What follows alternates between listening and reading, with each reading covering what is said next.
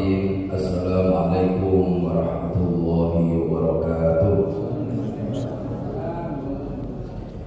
Alhamdulillahirabbil alamin, wassalatu wassalamu ala asyrafil anbiya'i wal mursalin sayyidina Muhammadin wa ala alihi wa ashabihi wa atba'ihi ajma'in ila yaumiddin. Amma ba'd.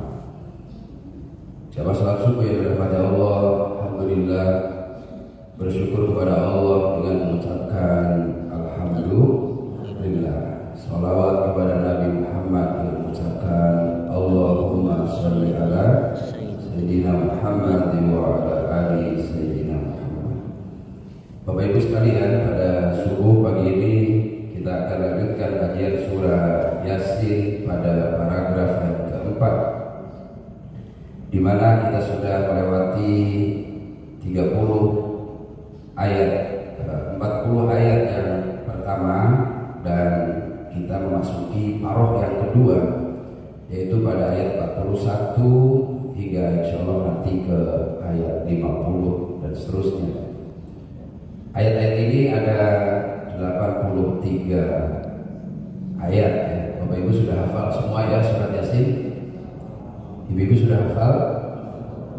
Bapak-bapak hafal?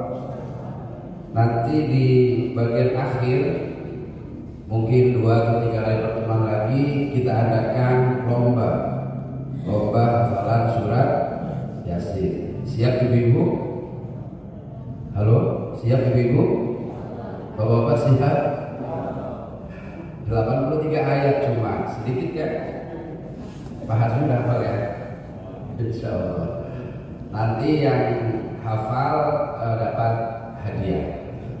Hadiahnya disiapkan oleh Menteri Keuangan ya, hadiah MCD ya. Disiapkan door prize Pak ya. Jadi ya syukur sampai 83 hafal, itu juara pertama. Nanti juara keduanya mungkin hanya 60 mungkin atau 40, tetap semuanya dapat door prize Pak ya. Dapat door prize supaya ada motivasi. Menghafal Al-Quran itu mudah sebetulnya. Apalagi sebelah kirinya ada terjemahannya, sambil dibaca, dihayati, dipahami, itu nikmat, itu luar biasa. Karena salah satu di antara kenikmatan sholat adalah ketika bacaan Al-Qurannya kita bisa tartil, hafal yang bagus, bacaan yang benar, makhrajnya lurus, tajwidnya sesuai ketentuan, itu subhanallah luar biasa sekali. Dan salah satu yang menjadi kebiasaan kita, tradisi kita di Indonesia ini atau masyarakat di Asia Tenggara pada umumnya, itu memang surat Yasin menjadi favorit. Bukan berarti surat yang lain tidak penting, tetapi memang faktanya di masyarakat surat Yasin menjadi kebiasaan. Termasuk tabarok ya, tabarok. Siapa yang sudah tahu tabarok di sini? Pak Marco hafal ya, sudah tabarok dari dulu hafal, dan itu dibaca ketika mau tidur ya Bapak Ibu. Dibaca, kalau hafal itu nggak nyampe 5 menit sebetulnya hafalin surat tabarok. Tapi kalau baca Al-Qurannya megang mushafnya itu jadi lama. Jadi ngafal itu supaya cepat sebetulnya, supaya cepat terus langsung tidur. Habis tabarok Yasin misalnya, habis Yasin hafal lagi surat Ar-Rahman, Al-Waqiah, sampai matanya merem, sampai tidur tuh sambil ngapalin Al-Quran. Ya Allah, nikmat. Sudah tabarok, sudah Ar-Rahman, sudah Yasin, masih belum tidur juga, ya baca istighfar sebanyak-banyaknya sampai merem, sampai tertidur pulas itu. Insya Allah nanti pas tidurnya bisa ketemu Rasulullah SAW dalam mimpinya insya Allah. Bapak Ibu, kita lanjutkan ayat ke-41 ya, yang kita baca pada ayat kedua tadi. A'udzubillahi minasyaitonir rajim. Bismillahirrahmanirrahim. Wa ayatul lahum anna hamalna dzurriyyatahum fil fulkil mashhur. Dan satu tanda pula bagi mereka, pada orang-orang kafir, pada kafir Quraisy di Mekah yang tidak mau menerima ajaran Nabi Muhammad, bahwasanya kami mengangkut keturunan mereka di dalam bahtera yang syarat penuh dengan al-mashhur, muatan. Wa khalaqna lahum min mithlihi ma yarkabun. Dan kami ciptakan untuk mereka seperti itu pula apa yang akan mereka kendarai.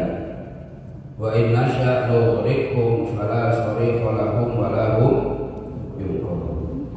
Jika kami berkehendak, niscaya kami tenggelamkan mereka, maka tidaklah ada penolong bagi mereka dan tidak mereka dapat diselamatkan. Illa rahmatan minna wa mata'an ilahi. Paragraf keempat ini membicarakan tentang kenikmatan yang pernah dialami oleh nenek moyang kita, zuriat kita, bahwa di antara tanda kebesaran Allah untuk orang-orang kafir adalah kita pernah diselamatkan, diangkut oleh Allah dalam sebuah perahu. Perahunya itu hanya potongan-potongan kayu dipaku, sangat sederhana ya, sangat sederhana. Jangan dibandingkan dengan kapal feri atau kapal pesiar. Tetapi Allah selamatkan, tidak oleng, tidak tenggelam, tidak kemudian mereka terbawa oleh ombak sehingga meninggal dan sebagainya. Tidak, diselamatkan oleh Allah. Dalam kehidupan ini, untuk lebih mengingat-ingat akan nikmat Allah, penting bagi kita untuk mengingat-ingat satu peristiwa keajaiban yang mungkin pernah Bapak Ibu alami. Dulu waktu kecil kena penyakit misalnya malaria, hampir mati, ternyata masih bisa sembuh. Ada juga dulu waktu kecil mungkin berenang di Sungai Enim hampir tapi ternyata masih ada gedebok pisang yang tiba-tiba mendekat, lalu kita bisa pegang, selamat. Pernah waktu itu berenang di Sungai Lematang, hampir tenggelam, tiba-tiba ada akar, lalu pegangan akar. Itu kejadian-kejadian itu boleh jadi sering kita alami. Hampir-hampir tertumbur mobil, hampir-hampir masuk jurang, tapi masih diselamatkan oleh Allah SWT. Seperti kejadian baru-baru ini yang terjadi di mana itu? Balikpapan. Ini papan, di Balikpapan itu ada Balikpapan, ada Sukabumi, ada Lahat. Itu 3 kota yang luar biasa, mengingatkan tempat kembali kita, Balikpapan. Jadi ada seorang yang setiap Jumat itu mengasih kue. Jadi bawa kue gitu ya, dicantelkan di motor, persis dia berdiri duduk antrinya di lampu merah itu paling kiri. Kalau kita berpikir ketika rem itu blok, harusnya kalau bukan takdir Allah, itu tinggal banting aja ke kiri masuk kebun kan, benar nggak? Banting ke kiri udah masuk ke kebun itu. Tapi ya itulah, malaikat Israel sudah nunggu di situ untuk 4 orang sehingga meninggal seketika. Nah, kejadian yang sangat menakjubkan itu, seorang suami istri membawa kue sedekah Jumat itu Pak. Itu kan jam 6 pagi hari Jumat ya. Jam 6 pagi hari Jumat, orang itu mengantar kue. Malah dia itu ceruduknya ke kanan, tidak ceruduk dia. Dia hanya tertimpa reruntuhan aja, motor mobil di sampingnya. Motornya masih tetap utuh berdiri, orangnya masih tetap di atas motor, kuenya masih nyantel di atas motor itu. Itu kan keajaiban Bapak Ibu sekalian. Maka jika kita ingin diselamatkan oleh Allah dari segala bala dan bencana, ternyata salah satunya adalah dengan bersedekah.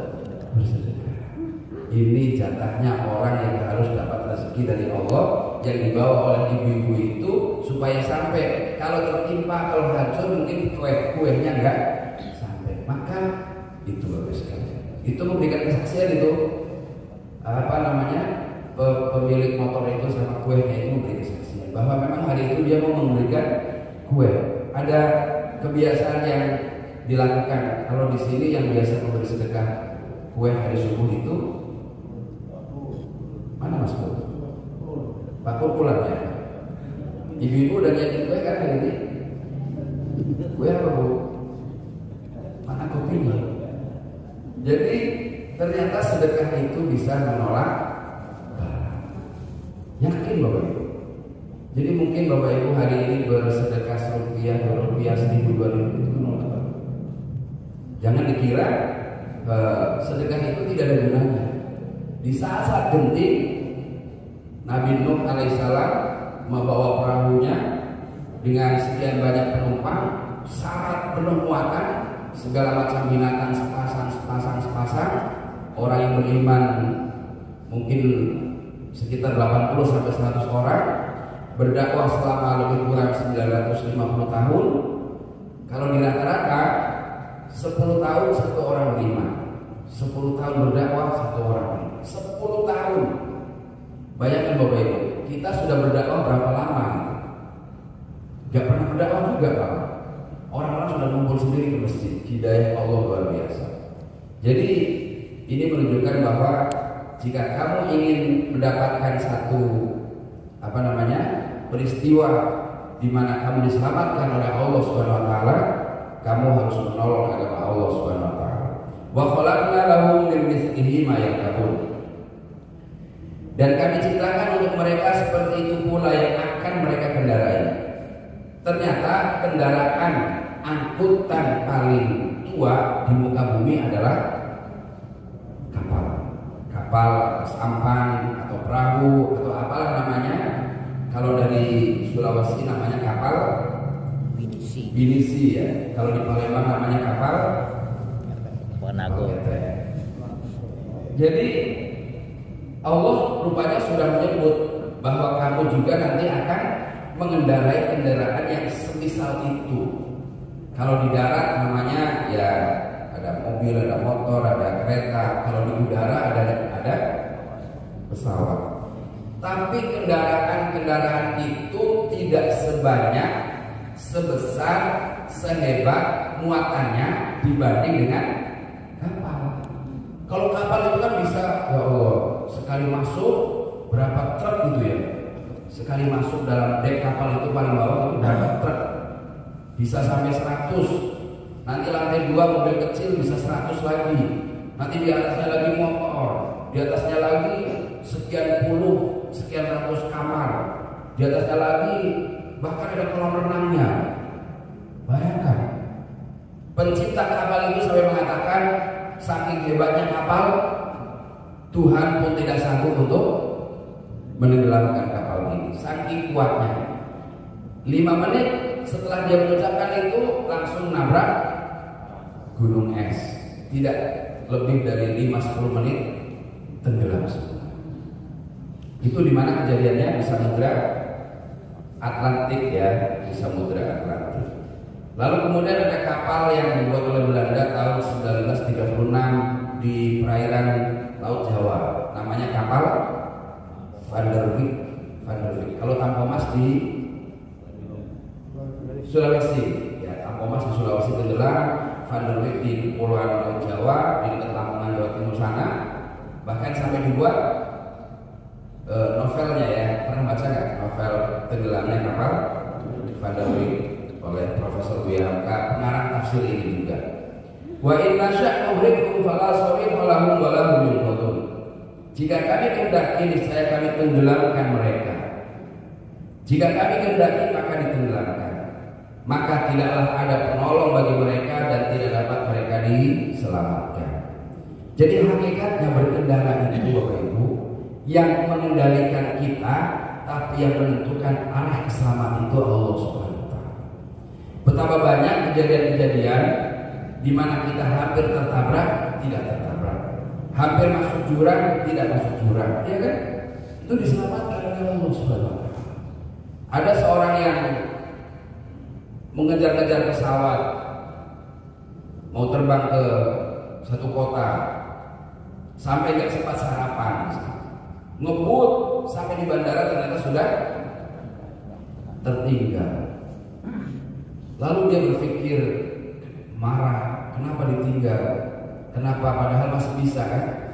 Jadi 10 menit sebelum terbang itu pintu sudah ditutup. Padahal masih di situ pesawatnya, betul kan? Pesawatnya masih di situ Pak, cuma pintu harus ditutup. Tapi ternyata kedengaran 1 jam berikutnya kapal yang dia harusnya tumpangi menabrak gunung, meninggal semua. Dia baru tahu bahwa ternyata terlambatnya dia itu cara Allah menyelamatkan dia. Terlambatnya dia itu cara Allah menyelamatkan dia. Ada anak kecil yang berjalan di tengah keramaian ya, di jalan raya yang ramai itu, mungkin terlepas dari orang tuanya. Tiba-tiba kira-kira mungkin sekian detik sebelum mobil itu lewat harusnya melindas dia, karena nggak kelihatan kan, anak kecil Pak, tiba-tiba terpleset, jatuh. Jadi ya karena jatuh, mobil ini lewat, ya aman. Setelah sekian detik dia baru bangun, baru dikejar oleh orang tua. Selamat, anak ini dijatuhkan dulu oleh Allah.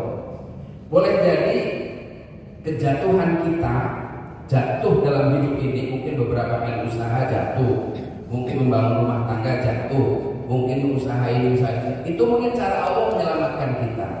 Masalahnya seringkali kita tidak peka, sehingga seringkali menyalahkan keadaan seperti itu. Illa rahmatan minna wa mata'an ila, kecuali karena rahmat dari kami kamu selamatkan dan kesenangan sampai suatu ketika.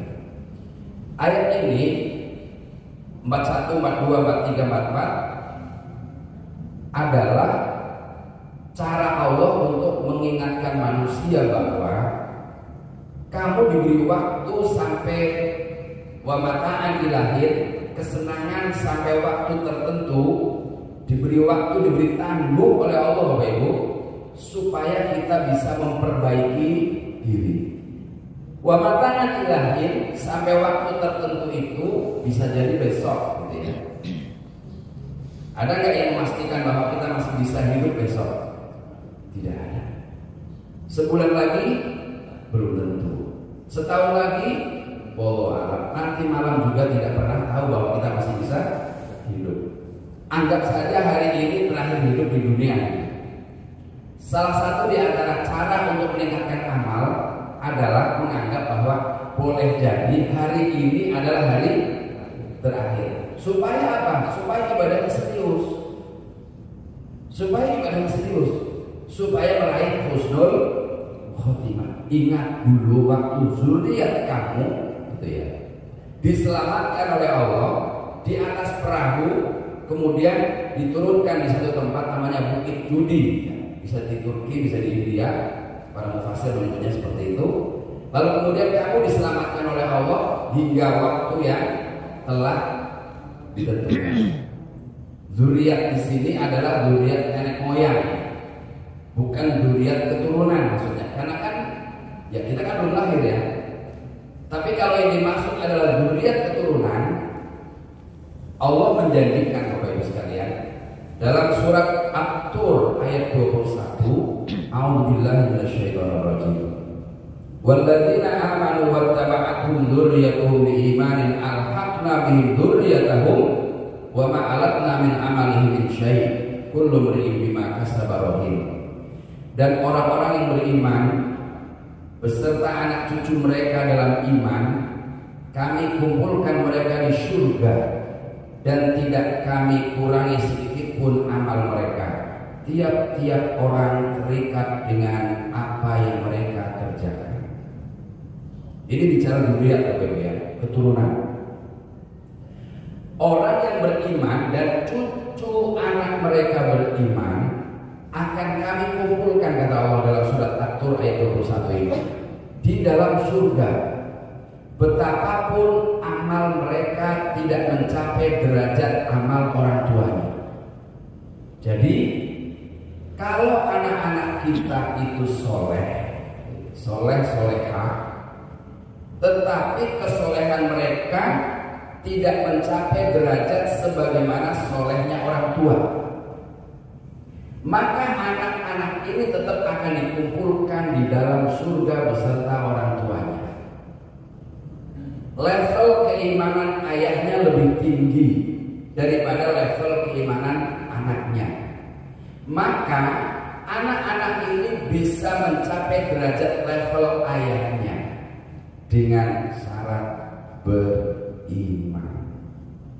Begitu juga sebaliknya Bapak Ibu, jika orang tuanya biasa-biasa saja, amalnya biasa-biasa saja, tapi ternyata mampu mendidik anaknya sehingga menjadi anak yang soleh banget, solehah banget, hafiz Quran, dimasukkan ke pesantren sehingga hafal 30 juz Quran, ahli tafsir, jadi ulama besar, maka level derajat orang tua yang biasa-biasa itu bisa mengikuti derajat anaknya yang level imannya lebih tinggi tanpa mengurangi sedikitpun amal anaknya.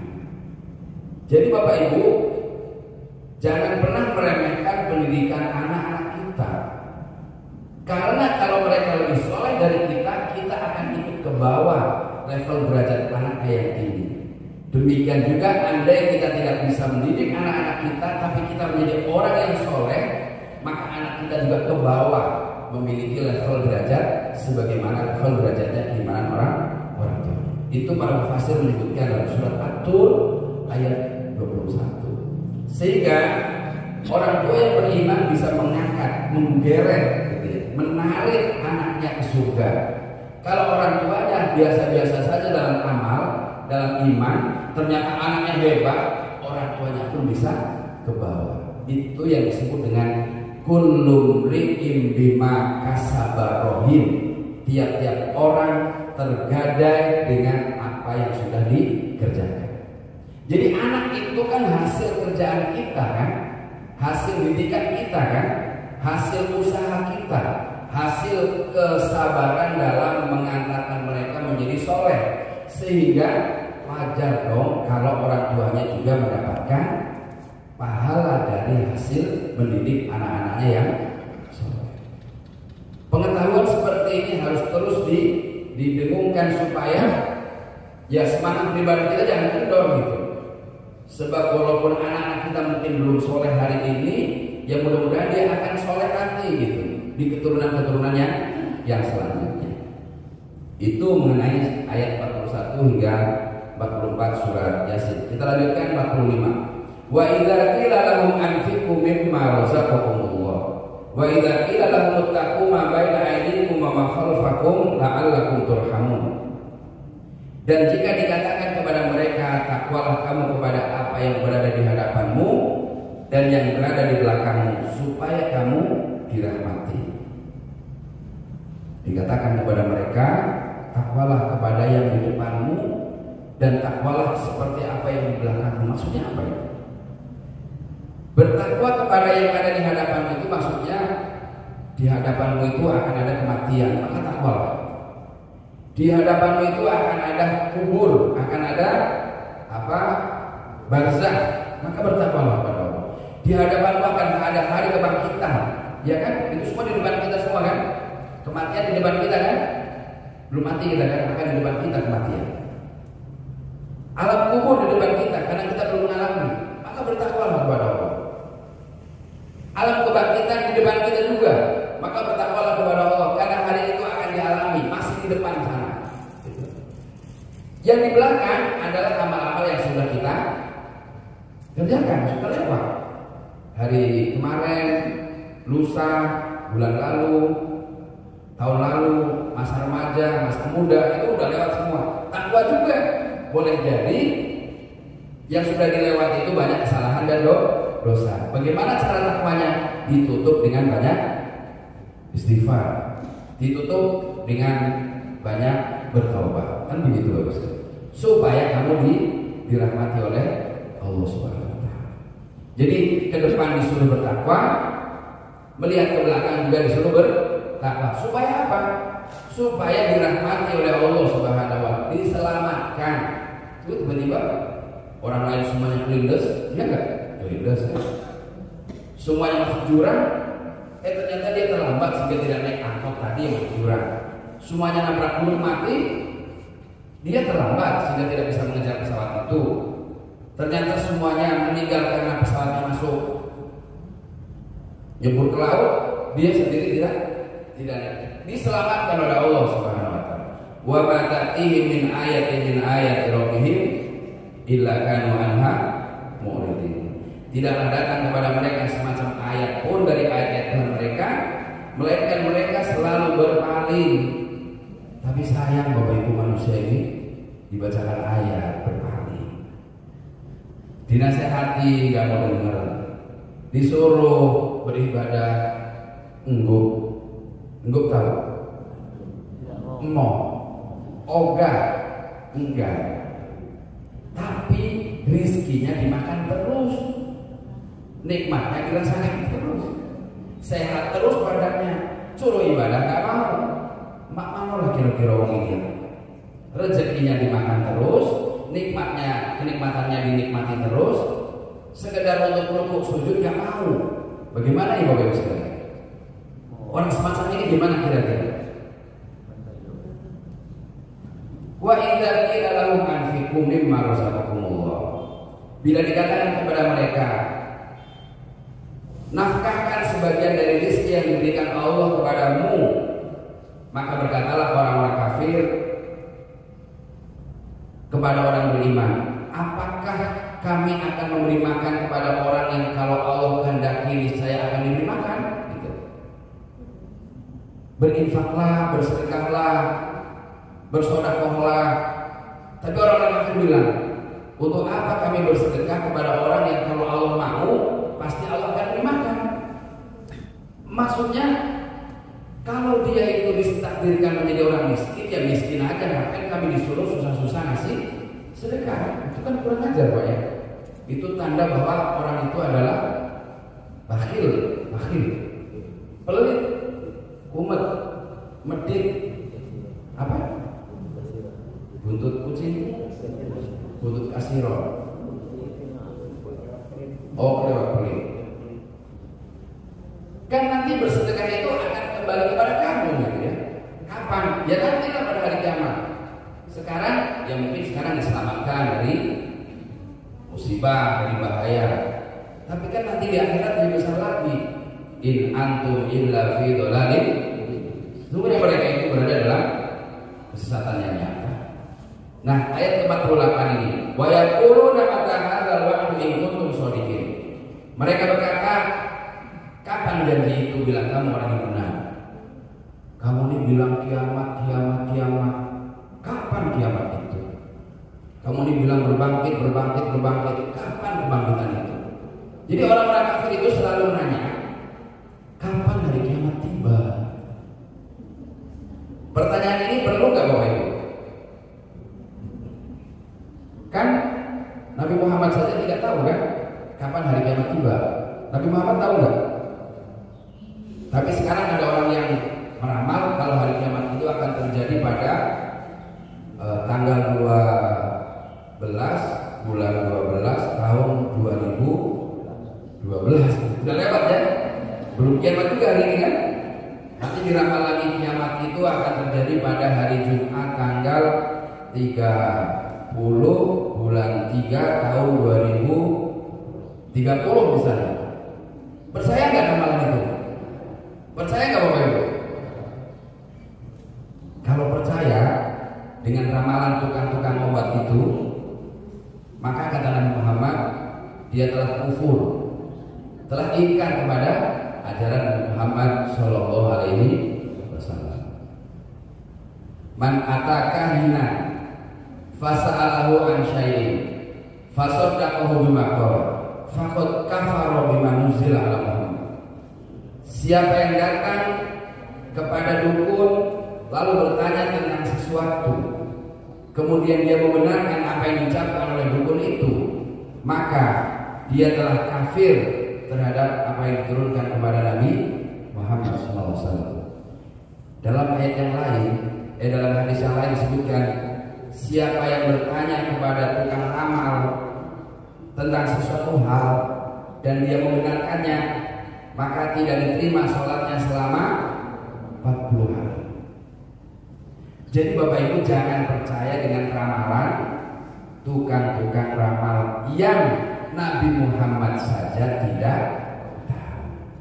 Kalau Kan pernah datang itu tamu ya. Dalam satu majelis, tamu itu datang berpakaian rapi sekali, berpakaian putih-putih, rambutnya disisir rapi, wangi, ganteng luar biasa. Tiba-tiba duduk di depan Nabi, lututnya bertemu dengan lutut Nabi. Lalu tiba-tiba dia bertanya, mal Islam? Apa itu Islam?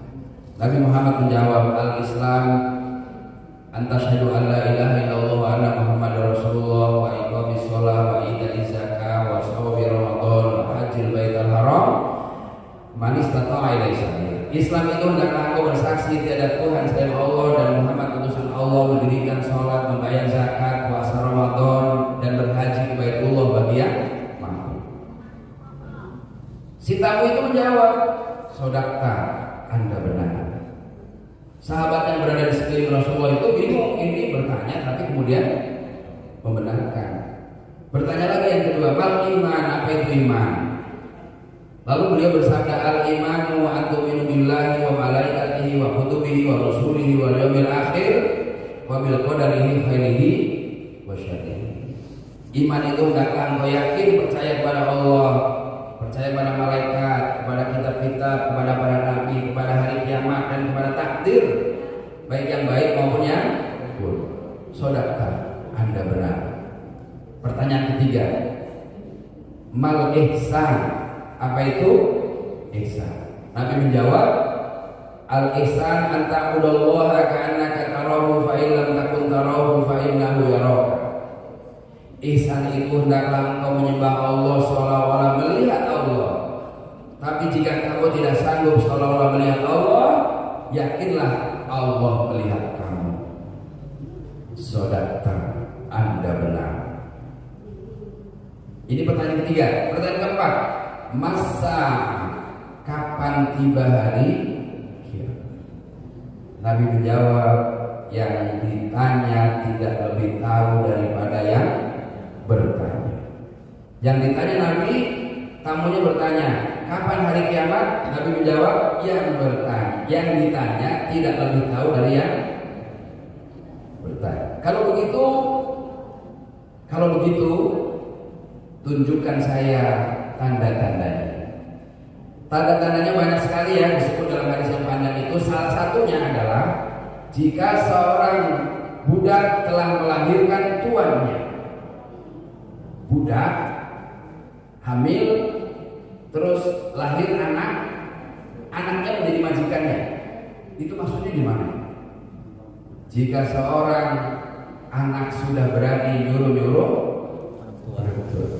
menjadikan orang tuanya seperti budak, ibunya dijadikan sebagai baby sister, disuruh ngasuh, disuruh jadi pembantu, disuruh masak, disuruh semua.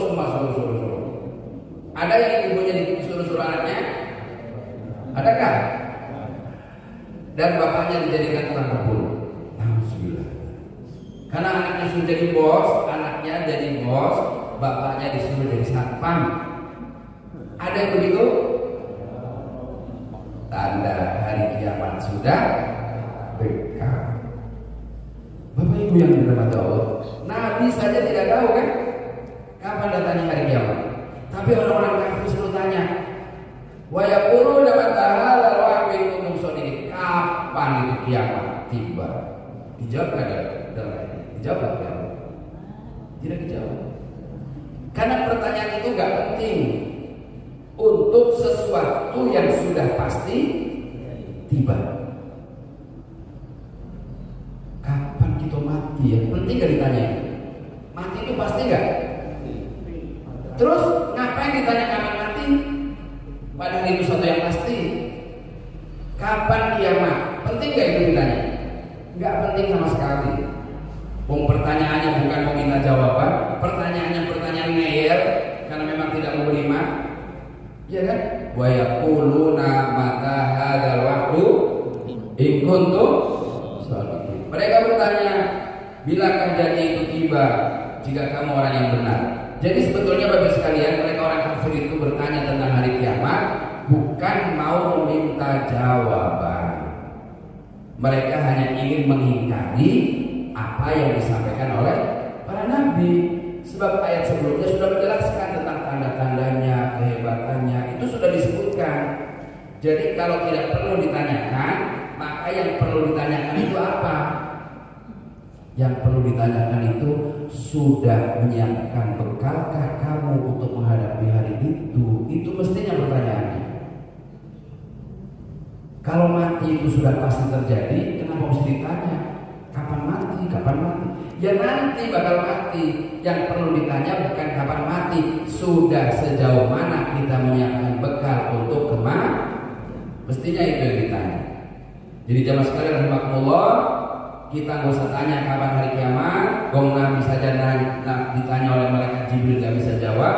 Ma yanzuruna illa sayhatan wahidatan ta'khudhuhum wa hum yahzanun. Tidaklah mereka akan menunggu melainkan satu teriakan saja yang akan menyeret mereka padahal mereka sedang bertengkar. Manusia ini hobinya bertengkar, ngeyel, protes, apalagi geger-gegeran, berantem. Allah mau menciptakan menciptakan manusia, mau dijadikan khalifah, malaikat protes kan? Kenapa engkau mau jadikan manusia yang kerjanya geger, bikin ribut dan menumpahkan darah, gitu kan? Terus kemudian Adam turun ke bumi, melahirkan anak-anak, salah satunya Qabil Habil. Qabil Habil itu saudara kandung. Berantem nggak? Berantem juga, malah bunuh-bunuhan loh. Yang pertama menjadi pangkal masalah apa? Masalah perempuan kan?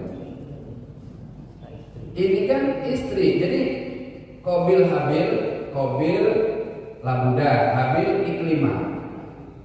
Jadi tidak boleh menikahi saudara yang lahir bersama. Yang lahir kembali kakak laki perempuan itu nggak boleh menikah, harus menikahi kakaknya atau adiknya. Ini kan Qabil maunya dengan kembarannya yang namanya Iklimah yang cantik jelita itu. Labuda kurang, jadi harusnya menikah dengan kakaknya. Tapi ya kan waktu itu belum ada orang kan? Belum ada orang. Orangnya cuma itulah kan? Dan Nabi Adam juga istrinya cuma satu, Siti Hawa. Kan memang belum ada. Ya belum ada yang lain kan, baru itulah kan? Jadi baru diciptakan saja sudah berantem. Nanti tidak datang hari kiamat kecuali kamu sedang berantem, berbantah-bantahan. Di mana? Di pasar, di jalan, di rumah. Bukan ada yang berantem, rebutan warisan, ya kan? Rebutan tanah, rebutan rumah, itu semuanya akan terjadi begitu hari kiamat tiba. Kamu sedang dalam keadaan berbantah-bantahan, gitu ya, sedang dalam keadaan bertengkar. Jadi maksudnya datang kiamat tiba-tiba itu menyebabkan kita tidak siap. Bapak Ibu pernah mengalami gempa yang besar, pernah mengalami? Kira-kira lagi ngapain waktu itu? Mungkin di pasar yang lagi belanja, lagi tawaran barang, tiba-tiba gempa, lari dia. Mungkin lagi tidur, ya cuma pakai selimut aja kan, tiba-tiba gempa, lari itu dari kamarnya cuma pakai selimut. Terpikir gak mau menyelamatkan anaknya? Anak bayinya di sampingnya, terpikir gak? Lagi gempa besar, lalu kemudian di sebelahnya ada bayi, ada anaknya, yang diambil malah batalnya. Ya kan? Gitulah kira-kira hari kiamat Bapak Ibu. Tidak datang kecuali tiba-tiba. Tapi tanda-tandanya kan sudah disebut ya. Tanda-tandanya kan sudah disebut. Berarti harus siap-siap maksudnya gitu. Nah Bapak Ibu sekalian, ketika terjadi hari kiamat, seperti itulah sebagaimana kita sedang menghadapi gempa. Tiba-tiba tsunami, kita lari ke gunung. Kira-kira pikir ngambil buku rekening dulu, ngambil ATM dulu, ngambil dompet dulu gak kira-kira? Gak mungkin, dia baju yang menempel di badan itulah. Tidak akan mungkin kita mau bikin kopi dulu, gak mungkin. Ya, seperti itulah terjadi hari kiamat. Fala yastati'una tawsiyatan wala ila ahlihim yarji'un. Tidak sempat membuat wasiat dan mereka tidak pula bisa pulang kepada kaum keluarga. Itulah ilustrasi bahwa Allah nanti akan menyelesaikan dunia ini dengan tibanya hari kiamat. Lalu ada yang bertanya, Pak, dunia ini kan indah, bagus, ada gedung-gedung mewah, ada tambang batu bara, ada emas, ada masjid yang indah. Kenapa dihancurkan ya? Kenapa jadi hari kiamat ya? Padahal dunia itu indah.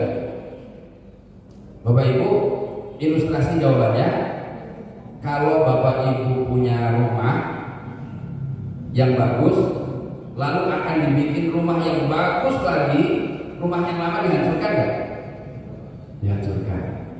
Dunia itu bagi orang yang ada di dunia ini indah, bagi Allah nggak ada apa-apa, maka dihancurkan. Akan diganti yang lebih indah. Di mana itu? Di surga. Jadi dunia ini tempat sementara dan tidak indah, nanti akan dihancurkan, habis semua. Dan diganti dengan yang lebih indah. Maka jangan tersepona atau terpesona. Jangan tersepona dengan dunia ini, karena keindahan dunia itu palsu. Wa mal hayatud dunya illa mata'ul ghurur. Tiada lain kehidupan dunia adalah kesenangan palsu.